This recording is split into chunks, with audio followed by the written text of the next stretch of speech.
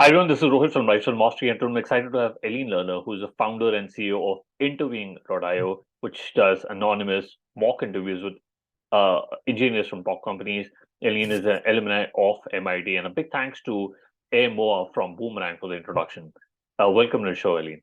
Thank you. I'm so excited to be here.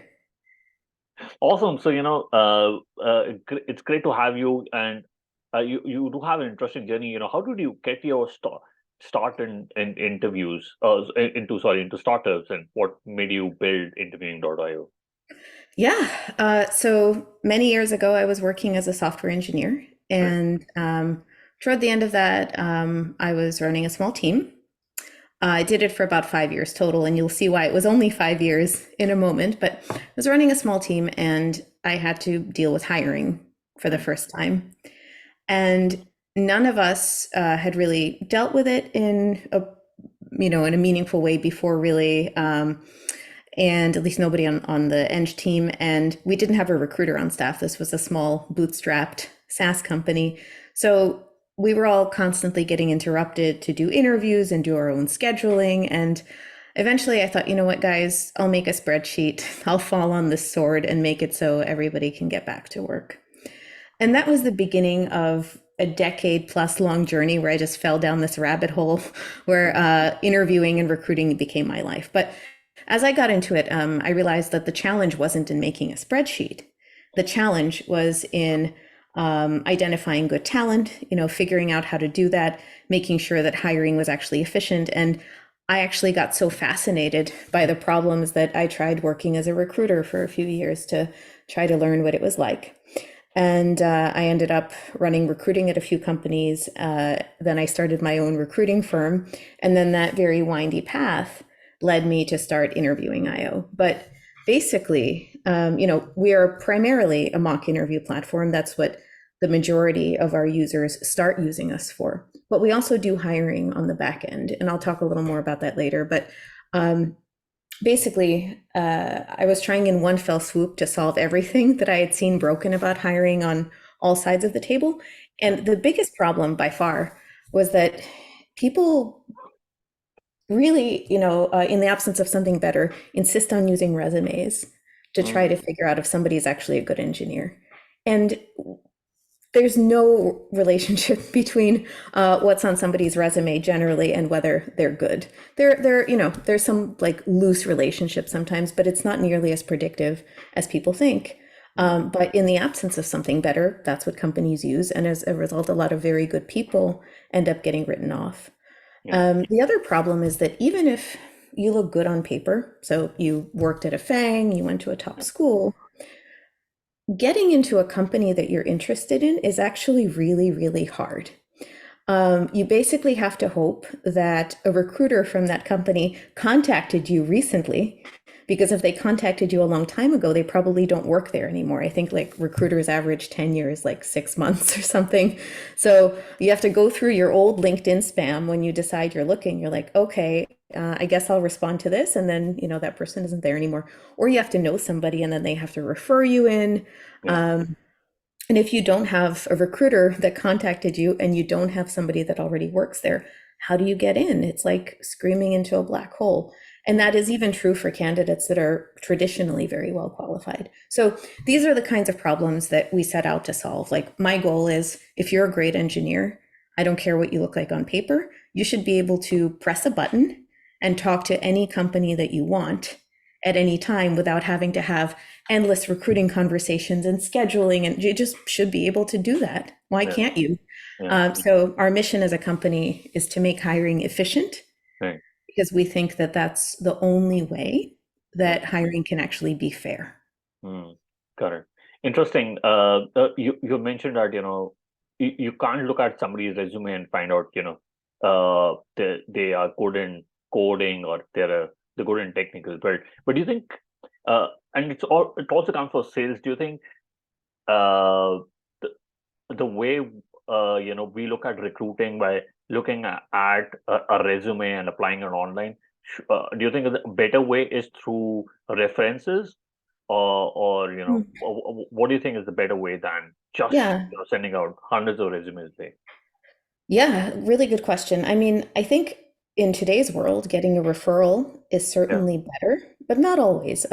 We've seen a lot of our users get referred and then nothing happens because that company's recruiting team doesn't treat referrals well, right?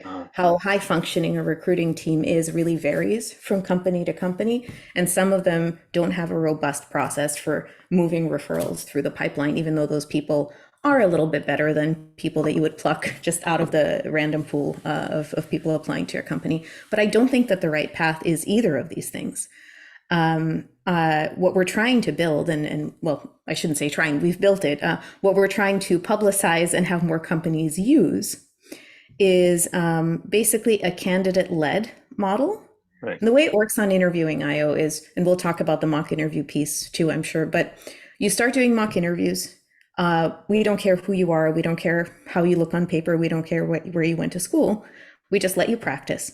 And then if you do well in practice, again, regardless of anything else, you unlock the ability to instantly book real technical interviews with top companies, right? So now instead of having to get referred in or God forbid, apply online, you literally like press a button Right. and you're like, I want an interview at Amazon tomorrow.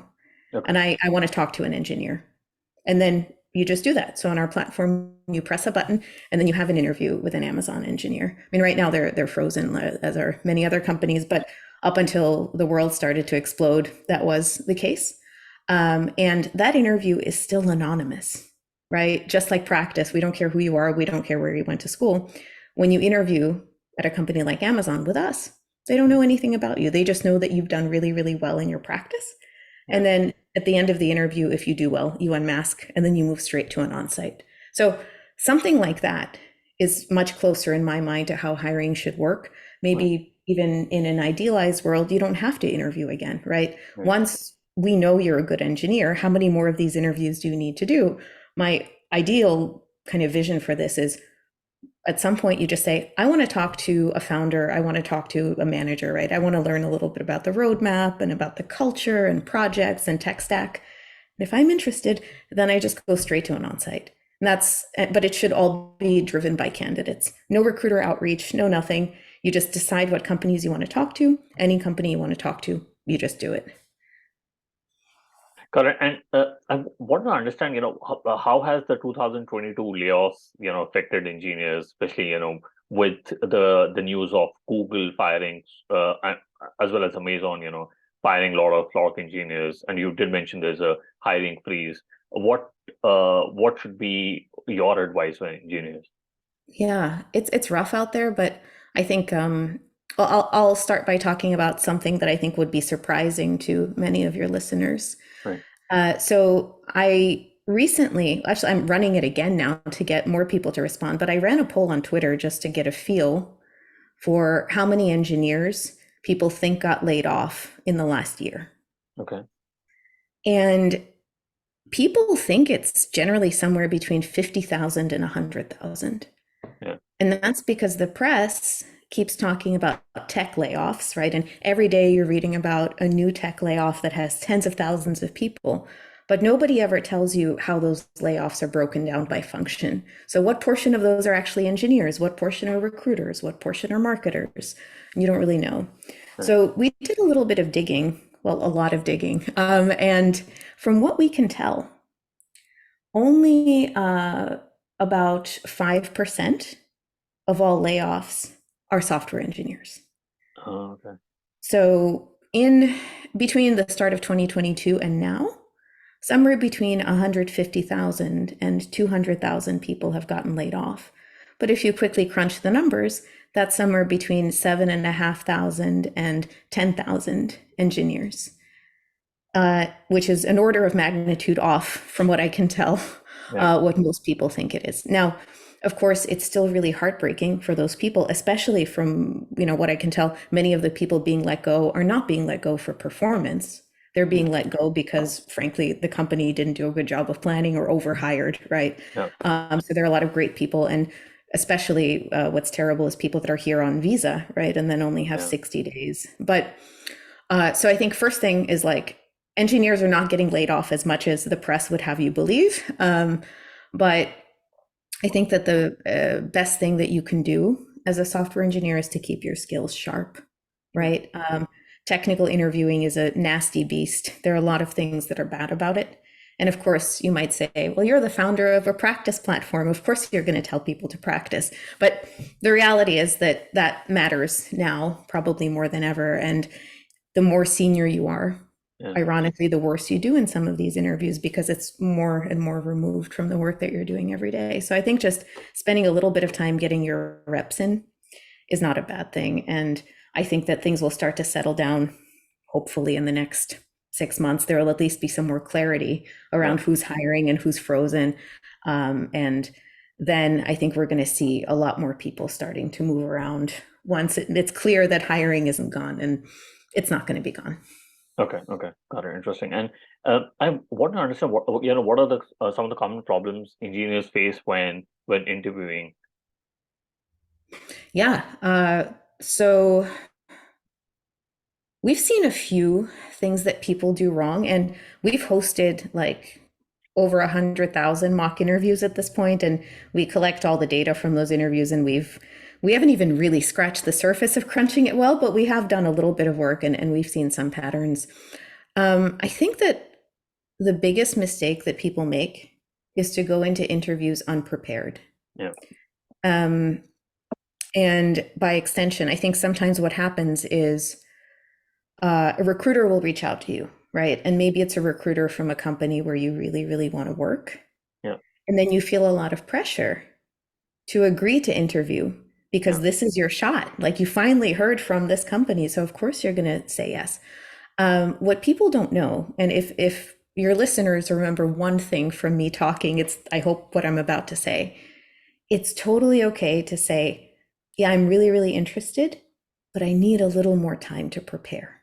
Mm. And they will reschedule your interview. Like it's arbitrary when they reached out to you, but now it's your destiny. So you should be in control of it. And, people generally take a few weeks to a few months to warm up, depending on how long it's been since Yeah. their last algorithmic interview. Yeah. So just like do that, screw up your first few. So you screw up in a safe place where it doesn't matter, rather than going in unprepared and then having to be frozen out for 9 months to a year because you can't interview again until the cool down period is over. Mm. Got it. Interesting. And um, I think this advice is also valid for people in who are trying to interview for sales or for marketing roles. I think Yeah. being prepared is really important, and a lot of people miss out on I think opportunities. that's right. I mean, what people generally, I think like we've all been guilty of this, right?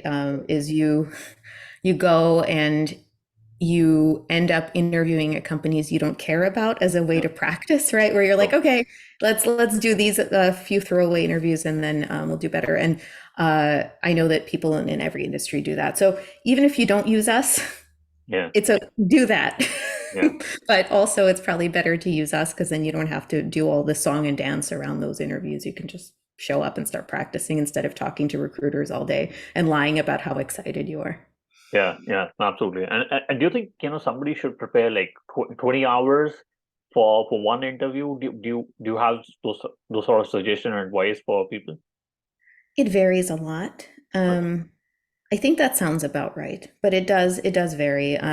We've seen that fresh grads, and we don't have that many fresh grads on the platform, but we've seen that fresh grads tend to need less prep time than people that are more experienced, and that's because they recently had an algorithms class. So there's a strong relationship between how much prep you need and how experienced you are. But on a like global average, 20 hours sounds about right to me. Oh, okay. Okay. Got it. Interesting.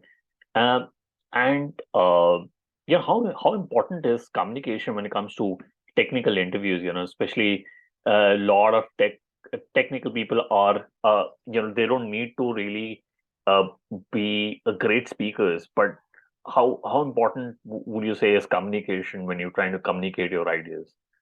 Yeah, well, fortunately, we have data about this. So after each mock interview, Okay. our interviewers, who are typically senior engineers at FANG, will write a summary of the interview for the candidate. They'll also give them synchronous feedback at the end and tell them what they could have done better. But in addition to writing a bunch of stuff, they also rate people Okay. on a 1 to 4 star scale on 3 different dimensions. So they rate them on problem solving ability, technical ability, and finally, communication ability. No. And unless you're applying for a management role or like a staff level role and above, the reality is that communication doesn't really matter that much. No. You you can basically the most important thing is your coding ability. Yeah. And if you are excellent at that and you're a pretty mediocre communicator, you Yeah. will probably get moved forward. But if you are not a very strong coder and an excellent communicator, Yeah. that will not save you. Probably not that surprising, but we actually have some numbers on this. I forget exactly, but if you go to our blog, you can see like we actually put coefficients in front of each of those things and said how important is communication, how important is problem solving, how important is technical, and technical I think is like 6 times more important or something crazy like that. Yeah. And communication can rule you out sometimes if you're terrible. Yeah. But short of being terrible, that's probably not where, I would focus your efforts. Oh, interesting. The exception to that is, it does take some time to get used to thinking out loud. Yeah. And if you are not an excellent coder, but you're a pretty good one, Yeah. sometimes being very effective at explaining your thought process can tip you into passing an interview. But like if you haven't done that a lot before, it does take a few reps to just get used to thinking, and talking at the same time. Yeah. That's a very interesting insight. Uh, and I've seen a lot of companies do not provide, post-interview feedback, be it small or big company. Why do you think, companies don't provide feedback? Sometimes it looks like they're ghosting you. Yeah, I think there are 2 reasons. And this is like a big part of why interviewing IO exists is because out in the wild, when you're doing those throwaway interviews, they're a black box. Like if you passed or failed.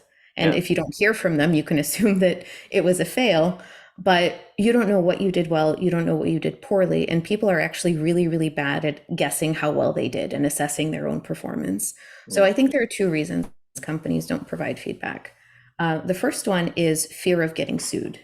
So Uh, every HR department at every single company will tell you not to provide feedback. But we actually looked into this because I was a little bit skeptical about the odds of getting sued.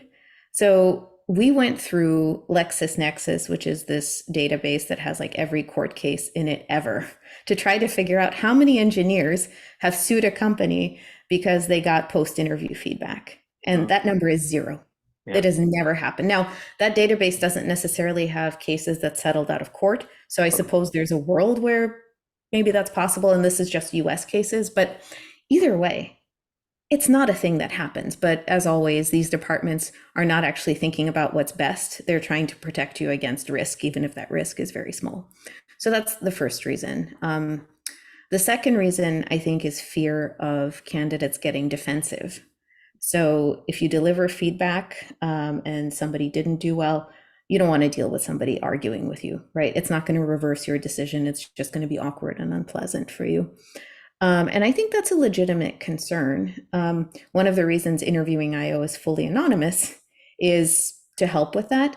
And we also have, for written feedback, at least, we have a system where, just like Airbnb, Yeah. you rate your interviewer, they rate you, and you don't see each other's feedback until after the interview is over, and then you can't change it.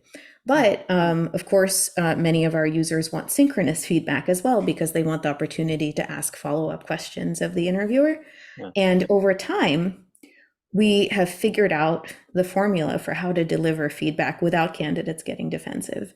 And now every month when we onboard new interviewers, we run a little training. And this is one of the big parts of that training is how, even if you're a great interviewer, you haven't like flexed this muscle at work because at work you don't get feedback. So the main thing, and there are a few other more nuanced things, but the main way to give feedback well is to not start by talking about the outcome.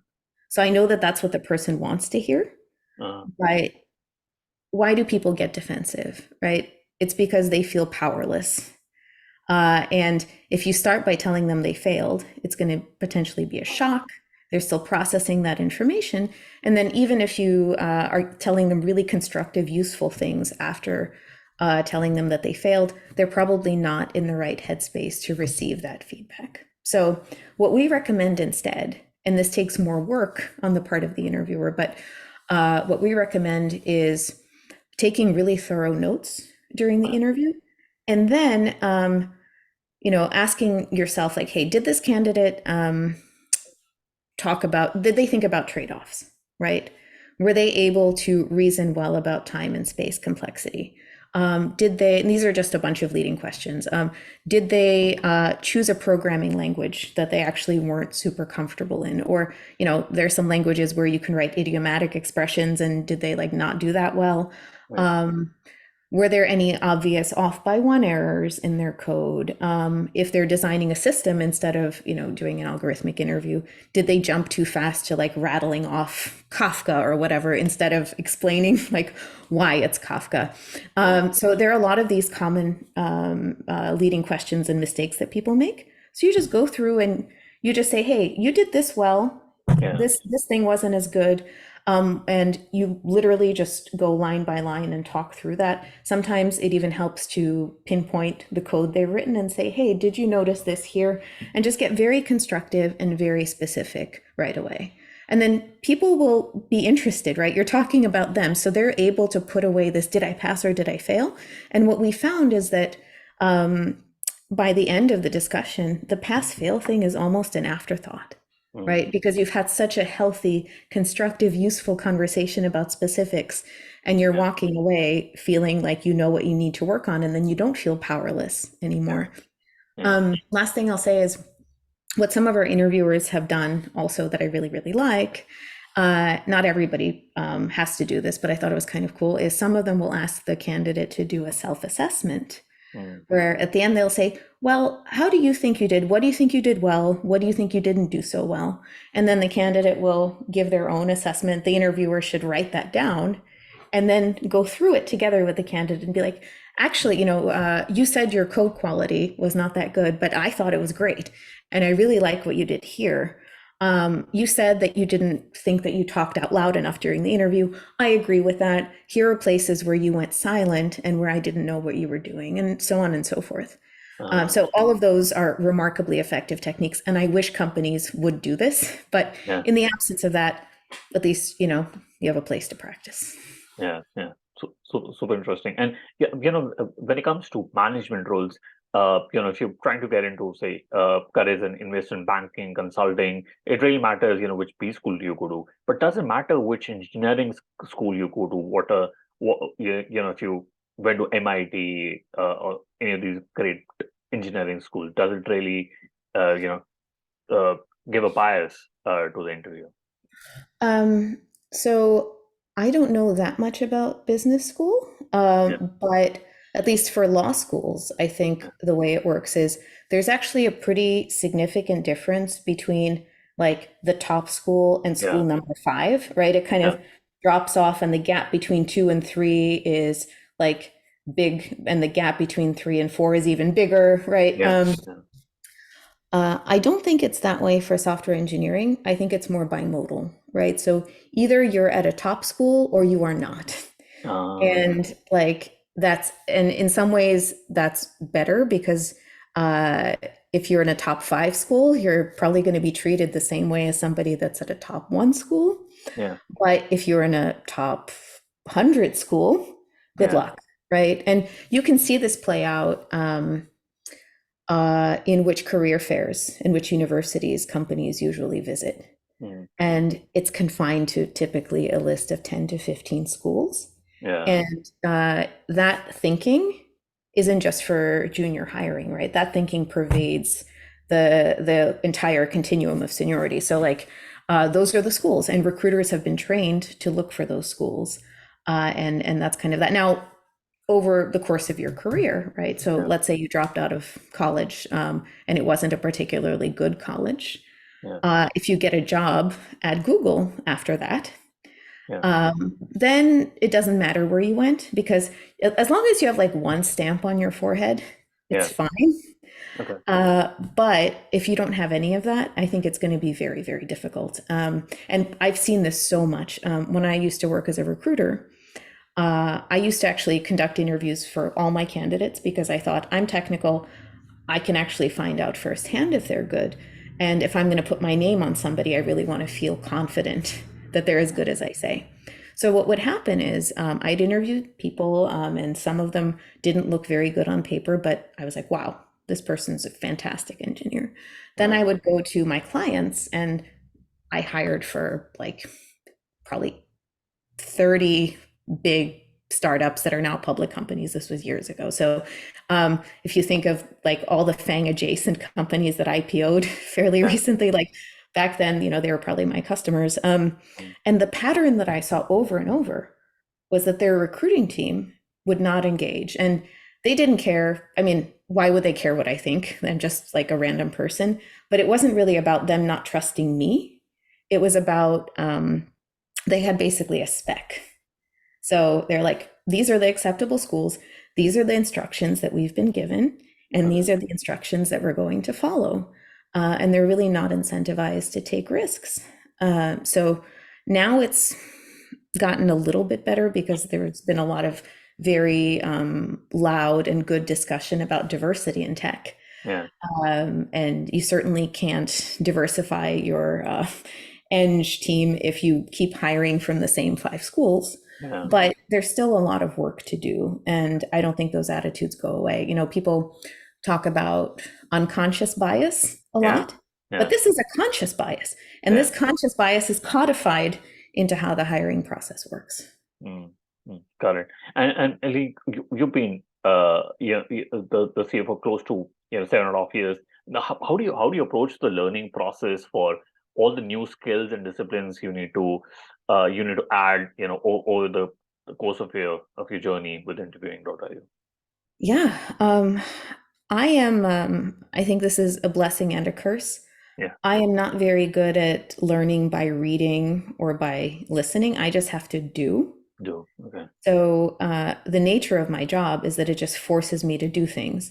And there's no option to say, I don't know how to do this. I remember my co-founder and I parted ways in 2019, maybe 2018, but a few years ago. And he had always been the one that dealt with our projections, right? And a lot of the business metrics. And I was more like doing sales and, doing some product stuff, but like I wasn't in those spreadsheets. And Yeah. then when he left, I was like, oh gosh, right? And I remember thinking, I wish that I had had a tour as a management consultant after college for a year or something, because this is just not a skill that I had. And then I did it, right? Yeah. And we finally hired a head of finance Okay. last year. Never had one, right? And I was completely mortified to show him my spreadsheets. Yeah. And actually, I think before he even got hired, I was like, dude, I just need you to see what you're getting into. Just and if you think this is horrible, then you have a chance to say no. And it actually, like, I mean, of course, like a professional does it way better, but I had figured out enough for it to be decent, right? And everything is like that. When you don't have a choice, you just have to do it. Yeah. And I am also fortunate where I have a few people that have invested in us or friends who are also founders where I'm not embarrassed to look stupid in Yeah. front of them. So I can just call them up and be like, how do you do this thing? What does this word mean? People keep saying what is this acronym? Like I've heard investors ask me about it, and I was like, oh, what are they talking about? I wrote it down, and then later. So I don't know. Like I've just accepted that there's a lot of stuff I don't know, and that looking stupid is okay, and you just have to do it. Yeah. No, I think that's a great advice that it's okay to look stupid and ask questions from people. I think that's super advice. And what's the biggest mistake people make when they're trying to learn something new? You talked about spreadsheets and financials. What's the big mistake people make in your team? What's been the experience like? I don't know if this is specific to my team. I think that, and I think actually people on my team are, I don't see this very much on my team, but I think that this is a thing that I have seen before, and it's something I'm guilty of as well. Just like giving up too easily, getting discouraged, getting overwhelmed, not, putting one foot in front of the other, right? Uh, what was the line from like Winston Churchill? He's like, well, if you're in hell, just keep walking. Okay, keep Like going. something like that. And I think that that applies to learning new skills, especially if they're intimidating and they're not something that comes naturally to you. So yeah, just like getting intimidated, being scared to look stupid, trying to bullshit your way, Yeah, into something. And in my job, if I, it's not like I have a boss that I'm reporting to that I'm trying to look smart in front of. If I do a bad job on something, I'm just bullshitting myself because we're not going to like make as much money as we could. Our users won't be as happy as they could be. Like I'm the one that ends up losing if I do yeah, that. yeah, But if you're reporting to somebody and you're, trying to bullshit your way into something, they can tell. yeah, It's yeah, better to look stupid and to say, I don't know how to do this and help me get started. yeah. That's great. And how do you look at product strategy? How should it be reviewed, and when should it be changed? How do you look at product features to be added, and what's the strategy around it? Yeah. So we used to, okay, so for a long time, we didn't really have a formal process for goal setting or road mapping. We just kind of did stuff. And then after we raised our Series A, I thought, you know what, let's try OKRs. Okay. Let's try OKRs and see how those feel. Yeah. And they were so heavy-handed. They're Yeah. so heavy-handed, and it was so tedious. And I actually saw some tweet where somebody, I wish I could give them credit. I don't remember who it was, but some guy said that he thinks that OKRs are like a Google PsyOps attempt to like neutralize startups and slow them down. Yeah. I love that. And that was kind of our experience. So the way that we ended up working, and we only did this fairly recently, but I think it's really good, is to say, well, for a team of our size, we can have at most, probably 2 or 3 parallel work streams. So, what are the two, say, most important priorities for the company? And once you start thinking about it that way, it's like, well, okay, what are we trying to do? We're trying to fix hiring and make it efficient, but we're also trying to get the business to a place where we can raise our next round. And those two things go together in lockstep, fortunately. So, all right, well, what does our business need to look like at a Series B? Great. Yeah. Let's work backwards from that. How far are we from looking like this? Cool. Okay. What are the two things that we can do that will get us closest? Nothing else. What are kind of the two big things we can do that will get us closest? Great. Let's not do anything else. Let's do those two things. And, of course, like you have to fix bugs sometimes and like build some quality of life features sometimes, and you make room for those. But since we started doing things that way, I think that there's been a lot more clarity on the team. I hope, if you went to any of the people that work at Interviewing IO, broke into their house, woke them up in the middle of the night, and said, tell me, what are the two strategic priorities for the company and what are you doing to move them forward? I think they would be able to answer you succinctly and truthfully. Uh, And that was not the case when we were doing OKRs. But what's been hard is, the climate has been changing so much yeah. that we've had to take a few swings at figuring out what those two things are because we keep getting new information. Yeah. And it's hard. You're like, well, I got new information. I guess I have to adjust my worldview. Yeah. Okay. All right. Let's keep checking the two things and make sure that they're still consistent with what's going on in the world. But I think now we're in a good place. It just took a little bit of changing the goalposts while, when the hiring freezes and layoffs first started. We're like, okay, let's take this on board. What does that change? Yeah. Yeah. Got it. Interesting. Just focus on few goals and make sure Maybe it's more, right? If you have a very large company, you can probably do more than two things. Yeah. Yeah. We are 14 people right now, so we do two things. Two things. Oh, nice. Got it. And coming back to interviewing, how do you ensure that your interviews are good? Can Mm, that be done? yes. Yes, it can. So we didn't really used to track metrics for interviewers. I mean, we did because, as I mentioned earlier, at the end of every interview, there's a feedback form, and Right. the interviewer fills it out for the candidate, and the candidate fills it out for the interviewer. So Right. we would get flagged if a candidate left particularly bad feedback, and then somebody on the team would review the interview. And, if somebody did that a few times, we'd probably part ways with them. But it was much more of a reactive process than something proactive. And then over time, we actually saw that our NPS among our users is just linearly and very strongly tied to how well our interviewers are doing. Basically, we live and die by the quality of our interviewers. Yeah. Because one, if they're not providing delightful and amazing candidate experience, people Yeah. are not going to come back, obviously. And two is if they're not well calibrated, then when candidates that we say are top performers go and interview with companies and they're not doing well, those companies stop trusting us and they leave.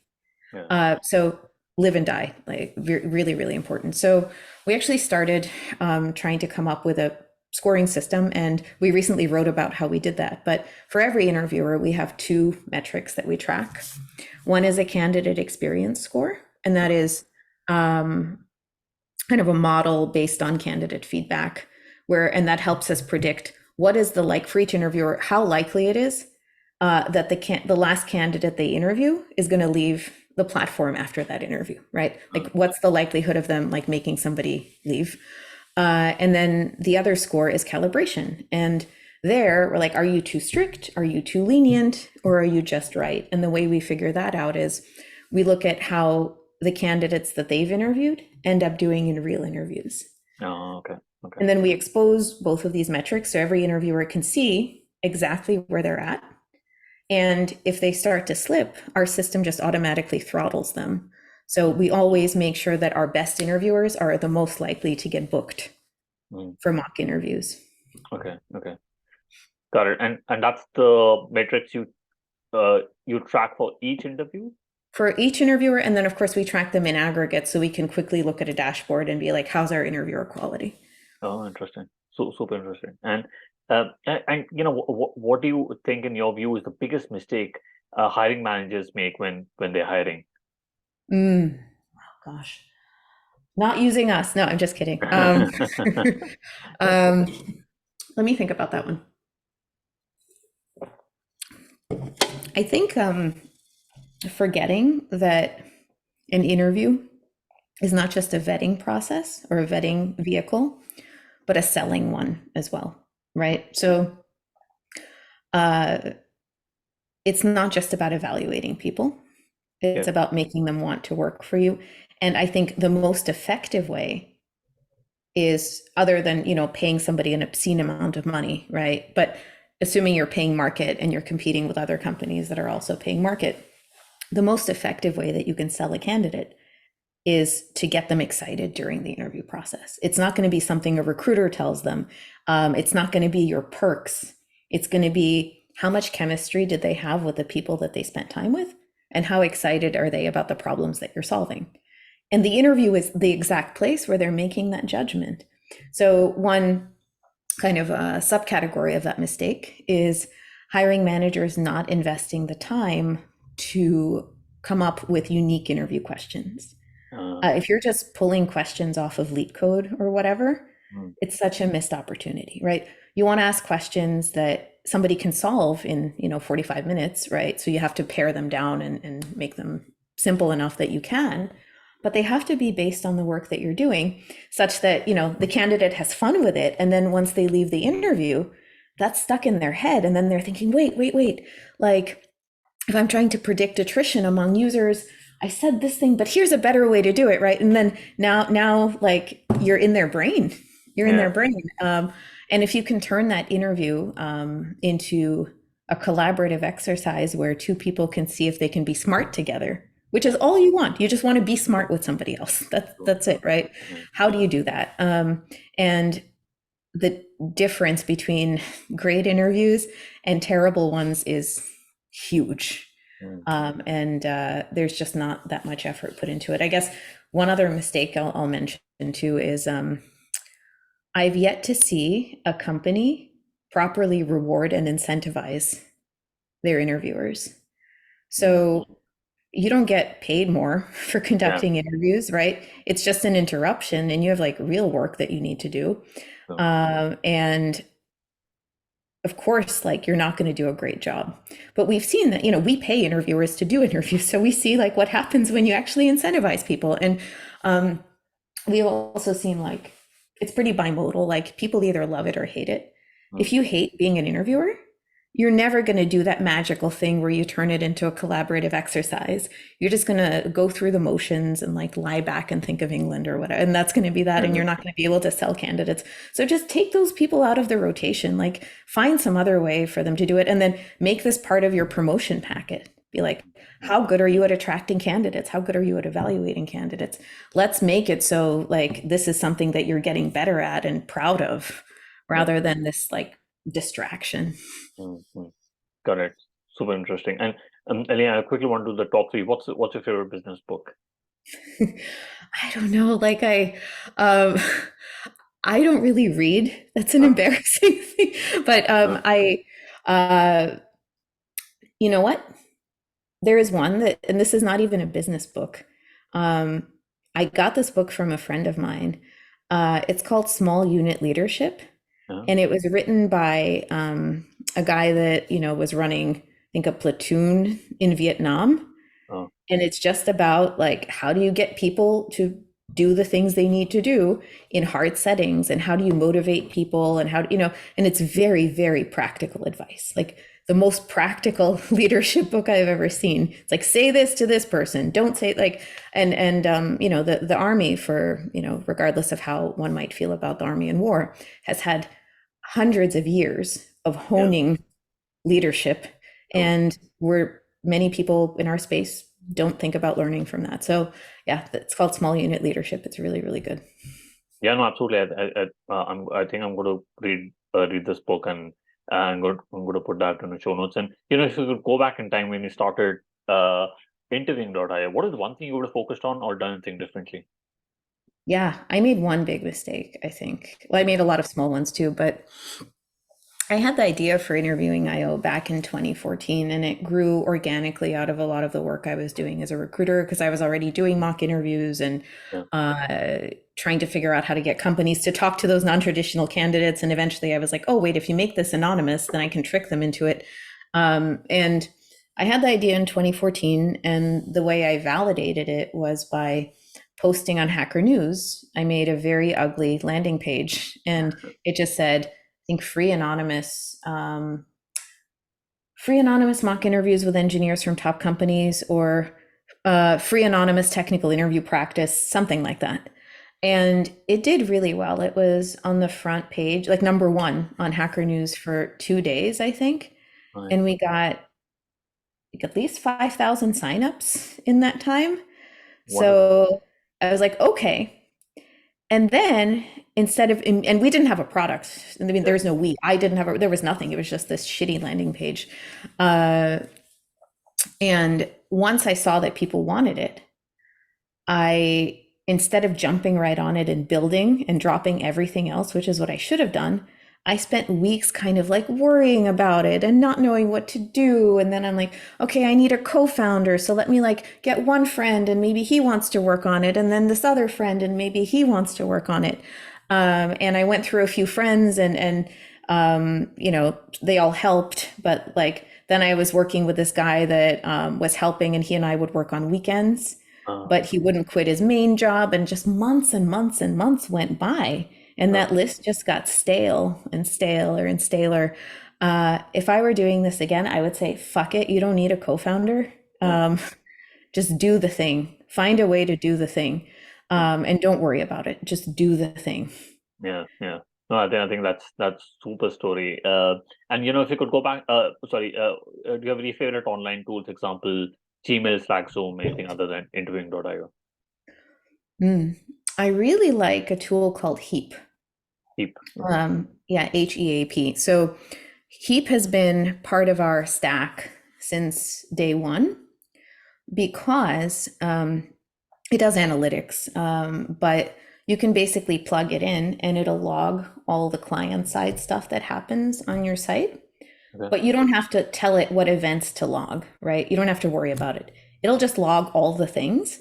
And then you can go back later once you actually figure out what your funnels look like and what events matter and what doesn't matter, and like build these funnels and build these reports. Mm. So you're basically idiot proofing your analytics from day one, Yeah. being like, no matter what we need to track, now we have the data and we can figure that out later. And I think, now I think there are probably a bunch of tools that do this. Yeah. But back in 2015, which is when I finally built the product, like a year later, back to my earlier point, Heap was revolutionary. I don't think anybody else was doing that. Yeah, okay, got it. We'll put that in the show notes. Now, Ellie, what is the best way people can reach out to you and know more about interviewing.io? Well, if you want to learn more about what we're doing, just check out our site, interviewing.io. There's some really cool stuff on our site. So if you want to watch other people interview, we Yeah. have the world's largest repo of technical interview replays. So it's kind of like Twitch for technical interviews. So you can just sit there and watch people interview. It's really cool. And that'll give you an idea of what we do. We also have a blog where, some of the questions you had asked me about interviewer metrics and how important communication is and how to give feedback and stuff like that. That's all on the blog. And we write about layoffs. We have a whole recession section. So a lot of graphs and a lot of hiring data. Just trying to peel back the curtain on some of those things. And of course, feel free to email me. It's Aline, ALINE, at interviewing.io. Got it. We'll put that in the show notes. Ellie, thank you so much for taking our time speaking to us. I really enjoyed my My conversation. pleasure. Thank you so much. Thank you.